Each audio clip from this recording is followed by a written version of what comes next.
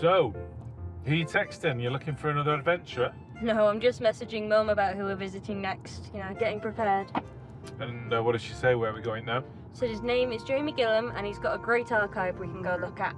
Sounds good. And so it's like a private collection, is it? Yeah. Yeah. I don't know about you, but it's the private collections, the private archives that have often got the best information. So yeah, let's go. Let's see what we can find out. Sounds great.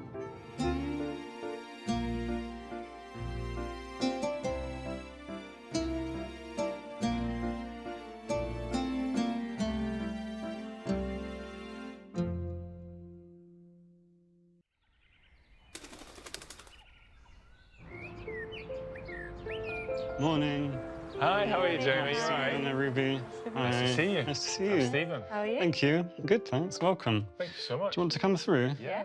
Do you want tea or coffee or some water? Maybe just pour me a glass of Water. that. Okay. Thank you so much. Thank you. Take a sip.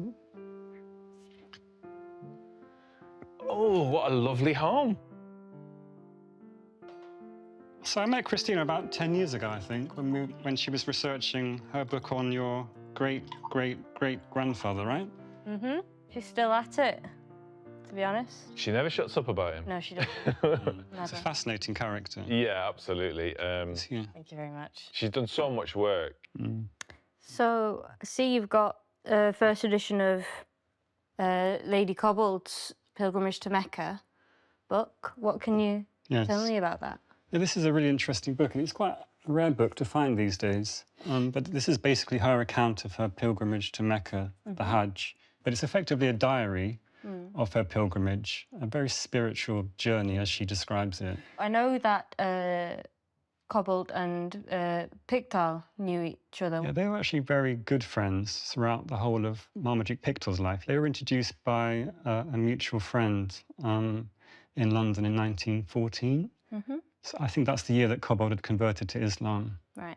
But Pickthall was a great enabler of all his friends, particularly his Muslim friends in Britain.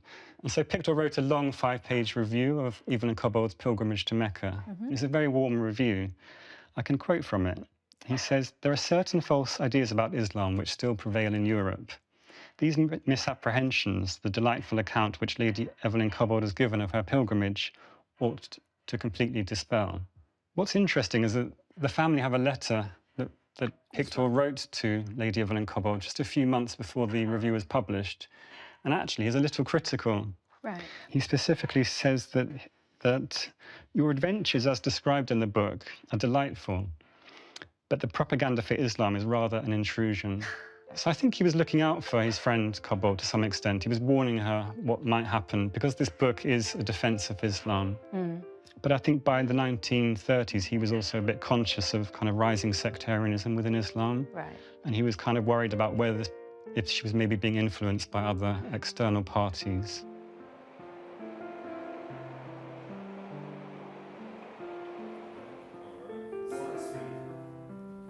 And it's Mohammed Sadu. Pickthall grew up in a middle-class religious family. In fact, his grandfather and his father were clergy of the Anglican Church. His stepsisters also, a couple of them were nuns, again, in the Anglican Church. So it was expected Pickthall would follow his father and would join the clergy of the Church of England. And to some degree, that was his path. And his relations and connections in the Anglican Church were the catalyst that opened the door for him to be able to travel to the Middle East in the first instance. Pickthall made his way to Palestine and traveled in Syria and parts of the Middle East. And it was that journey that Pickthall began to see a kind of living Islam and was drawn to Arab civilization, Arab culture. When he returned to England, the images and the experiences that he had while traveling in the Middle East influenced him to start writing novels. So, for example, one of his famous works, Said the Fisherman, was actually born out of his watching Palestinian fishermen, you know, on the banks of the Mediterranean Sea and observing their simple but pious lifestyle. He went to Egypt for a brief time in 1904, and then he returned in 1907 to 1908. This was an important period in Egyptian history because this was the time where Lord Cromer had really established firmly his rule. Now, Pickthall, this is one of the strange things about Pickthall. Something we have to think about, really, is that he became a Muslim, but he also remained, in certain key respects, a British imperialist. So when he went to Egypt, he had talks with Lord Cromer, and he thought that Lord Cromer was doing a marvellous job in Egypt. So he, in his fiction, in several of his writings, Children of the Nile, for example, which was published in 1908, he writes about the Arabi period, the revolution in Egypt of 1882 to 3, and he gives the impression that the revolutionaries were cynical, they were not genuine, and that the ordinary people didn't support them. So this was a view which he had adopted through his class background. So I can show you some more documents and information related to Pickthall in my other room if you'd like to see them. Yeah, Love to, that'd yeah. be great.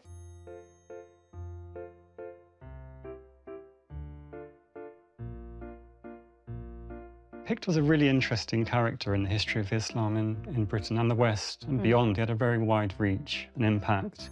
He was very interested in languages as a schoolboy, and then he decided he wanted to become a diplomat. And he had a particular interest in the kind of Near East, what now we probably call the Middle East, and the Ottoman Empire. He really hesitated to convert to Islam. He was kind of on the verge of converting in the 1890s and then just before the First World War, but he didn't convert until 1917. And that's partly because he was such a committed Christian. It must have been quite a big difficulty for him. If his family was such within the established Church of England. Yes, absolutely. I think there was a real internal struggle, which obviously we don't know much about because it was purely personal. But I think it accounts for the kind of longevity of his transition towards Islam from the 1890s right through to 1917. And the actual crux, I think the crux of the matter, why he finally converted to Islam, it was during the First World War.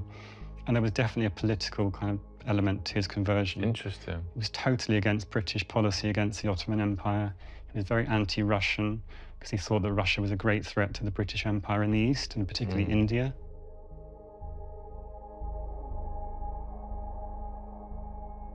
In 1917, you've got the famous Balfour Declaration in November of that year. Do we know, did he convert before that declaration, or was it as a result after that declaration? It's exactly at the same time, and there were lots of linkages, clearly.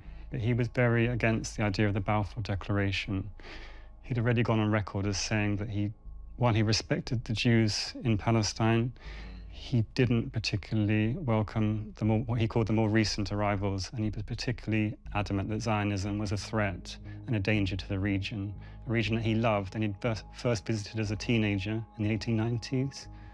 And he was very worried. He really foresaw lots of immense problems in the region, in Palestine and in the wider Middle East. So he was very heavily involved in a society called the Anglo-Ottoman Society, which was run by Muslims and their allies, non-Muslims. And he met some very politically active Muslims, particularly from India, during that time. And they certainly had a very important, profound influence on his thinking.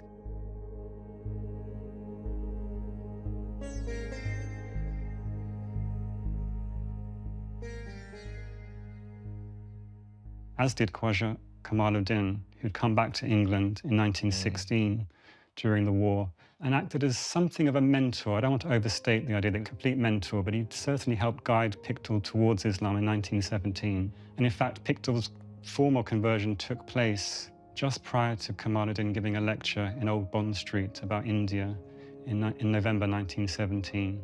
And it's typical of Pickthall, I think. It was a pretty low-key admission of his final conversion to Islam after all these years. He just, introducing the lecturer, who was Kamaluddin, he just said something like, "My fellow Muslim," and that kind of signified to the audience that this guy had finally converted to Islam. And a couple of days later, he went to the Woking Muslim Mission's London prayer hall and made a more formal announcement. So it's not a coincidence that Kamaluddin was literally by his side when he converted formally or announced his conversion in that kind of autumn of 1917.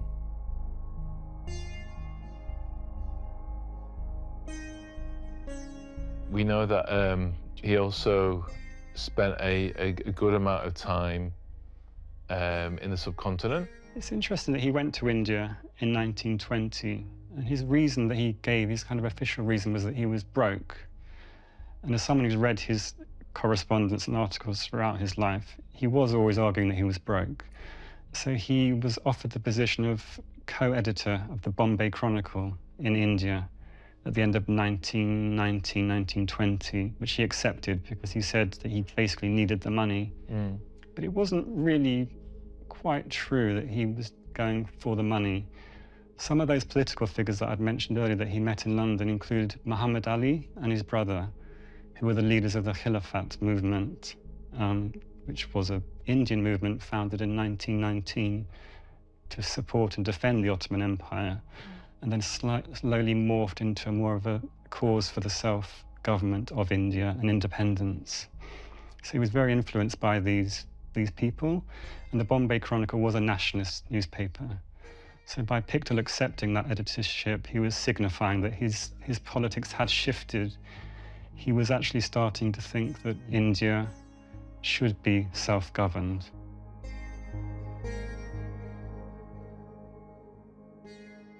For the British establishment, the problem of Pickthall was that he was his own man. He couldn't be controlled by the British establishment. So if he can't be controlled, he can't be trusted.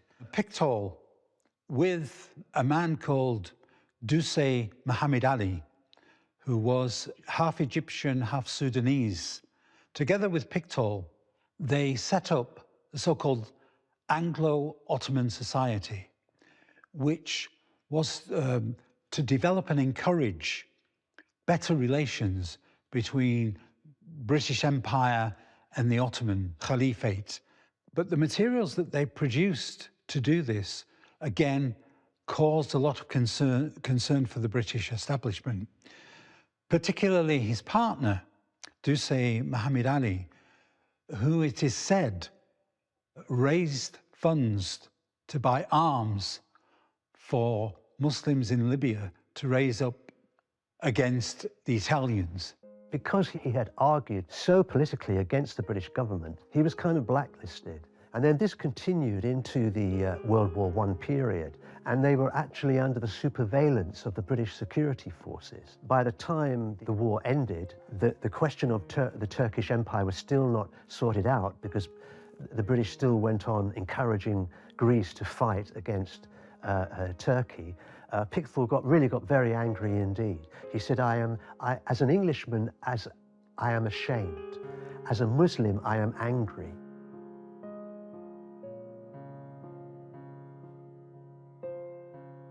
He was loyal, he was a patriot, although other people thought otherwise. But the fact that he was a convert to Islam and the fact that he was supporting the Ottoman Empire at a time of war made him something of an enemy. And he was unrelentless in his criticism of British government policy. It's quite staggering if you go back and look at his many hundreds of articles. He wrote so prolifically, arguing against British policy in the Middle East. And I do actually have a letter, which I could show you. Yeah. Pickthall's letters are incredibly rare, but I found this really very recently tipped into a book by Pickthall in America. And it's dated 31st of December 1914. So this is before his conversion to Islam. And it's written to an unknown correspondent. But that correspondent was clearly an ally of Pickthall's who supported his defence of the Ottoman Empire, whereas most Britons did not support this. And Pickthall writes, so on New Year's Eve 1914, I can assure you that your letter gives me great encouragement. A man is apt to feel a little lonely, likewise futile, when protesting vehemently against accepted things which he is powerless to change. It is horrible to see so great a lie triumphant, and here he's criticising the British press in particular, and the anti-Turkish rhetoric, and claiming wholesale sacrifice of human lives. Thank you very much indeed for sympathising with my unfortunate friends. That's great. And Pickthall himself writes in other letters, including to Aubrey Herbert, that he felt that he had become an enemy to the British state, including Sir Mark Sykes, who was the key advisor on the Middle East to the British government and helped facilitate the Balfour Declaration. Sykes got very, very tired of Pickthall in 1916-17 and actually wrote a memo asking whether Pickthall could basically be conscripted and got out of the way so that he would stop writing anti-British rhetoric. After the First World War, Pickthall realised that trying to continue to support the existence of the Ottoman Empire was a lost cause. And the Treaty of Versailles, where Turkey was forced to withdraw from Eastern Europe and parts of the Middle East, really drew a line under the idea that the Ottomans were caliphs of large parts of the Muslim world. But he shifted his focus because to establish a caliphate within what was called India at the time, Pickthall put his energies into that movement, and it could be said that that was actually one of the reasons that Pickthall moved to India when he did. And he believed that the Muslims of India would be able to kind of create a kind of Muslim polity in the region. To some degree, he was right, because eventually we saw the creation of Pakistan. Obviously, you said he was very interested in languages from an early age. Yes. And with his conversion to Islam, he was the first to translate a verified translation of the Quran into English. He was the first British Muslim to translate the Quran into English. Although for Pickthall, the Quran is the word of God and therefore is untranslatable. His book, I can show you the copy of the book if you like, as such. He called it the meaning of the glorious Quran. Right. Which sends a kind of a sharp signal, really, that this book is not actually translatable. Yeah. But he did his best to try and render this amazing text into English. And it was published in 1930. The two early 20th century translators of the Quran into English, by Pickthall, of course, himself, and by Leopold Weiss, Muhammad Asad, were very different approaches to the translation of the Quran. We can understand Pickthall as a kind of romantic, a kind of poet, and his fictional works, if you like, they give us a glimpse into that poetical writing of Pickthall, which of course lent itself to his translation of the Quran.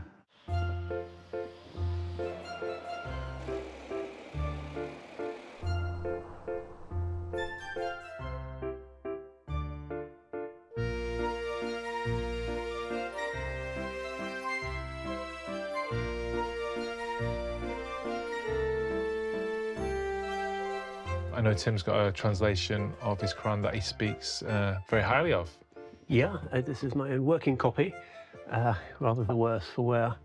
But it's kind of a facsimile of the first edition, which I had bound in Egypt, actually, because I use it a lot and it was falling to pieces. So, meaning of the glorious Quran, explanatory translation by Marmaduke Pickthall.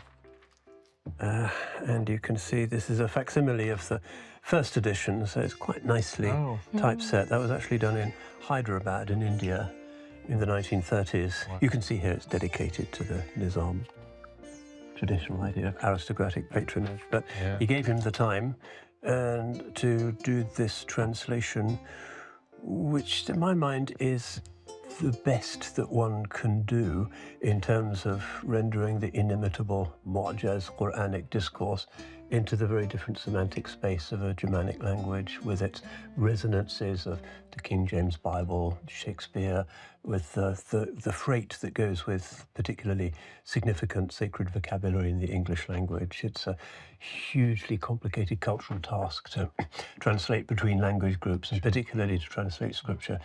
Technically, it's not possible. So hearing why this translation in particular you so favour it raises the question of why Al-Azhar University, the centre of Islamic learning at the time and still very much today, why did they reject it as a translation? Well, that was a kind of crisis point in the acceptability of the translation into English. But perhaps if we go over to the library, you can relax a bit and I'll tell you the story. Thank you so much. Yeah, let's do that.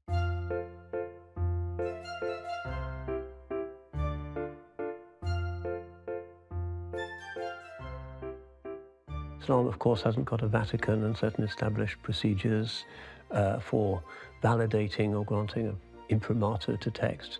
But the next best thing is to go to some of the really ancient Islamic universities and Islamic institutions. And there is none more ancient and more reputable than Al-Azhar in Cairo. The issue was, of course, that if he was going to get their approval, he would have to persuade them that the translation was valuable, even though not a single one of the leading Azhari sheikhs at the time knew any English. And talking to a few people who, it seems, had only a passing knowledge of the language, they didn't accept it, and that this was the end of his cherished project. But of course, many in the Azhar, especially the wiser heads, the head of Al-Azhar at the time, somebody called Sheikh al-Maraghi, looked at Pickthall and applied a kind of spiritual discernment and said, I think we can trust you, and it was authorized.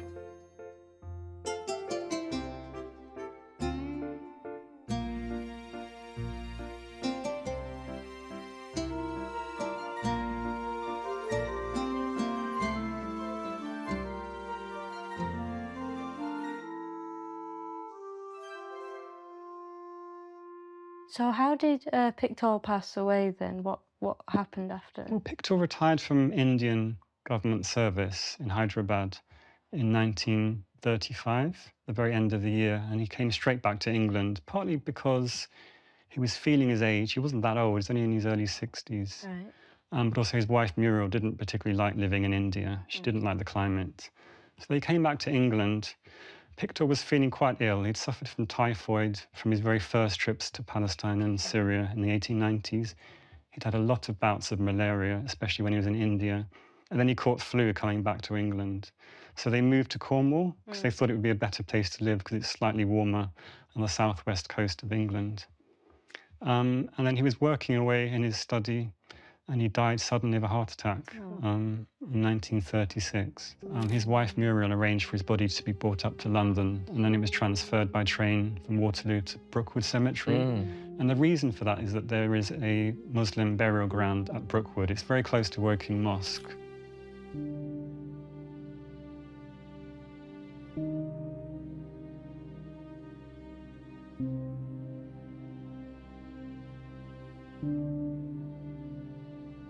There are lots of contradictions in Pickthall's life, and he's a very complex man. I'm writing a biography about him now, and I'm really struggling to get to grips with his changing views and opinions. From a practical point of view, Marmaduke Pickthall wrote a lot. I mean, for a biographer, he almost wrote too much, because it's taken many years to read as much as I can of his writings. Pickthall was only 61 years old, which was a real tragedy. I think he had an awful lot more to give. He was working further on his edition of the Quran. He was rewriting some of the lectures that he gave in India about Islam and modernism, which I think are really quite interesting articles. He was rewriting those for publication. He had lots of other writing projects on the go, and so all of these came to nothing. He died suddenly. So I'm really interested in the combination of his religious and theological views and his politics. And I believe he was a great writer. He could really write well in a kind of very accessible way. There's a lot of repetition if you, like me, you read all of his material, but he really got to the point and he didn't hold back. He was very courageous at a time when it was difficult to put your head above the parapet.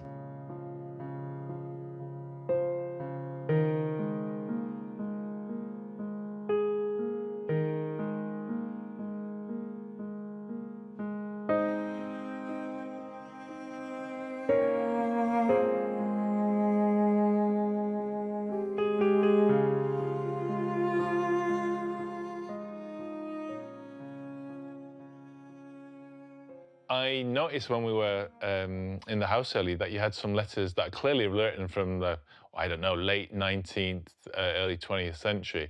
I was wondering, are those Marmaduke Pickthall's letters at all? No, actually, they're written by Lord Headley, just before he became Lord Headley, when he was Roland Allenson Wynne. I can show you the letters. Yeah, please. Oh, wow.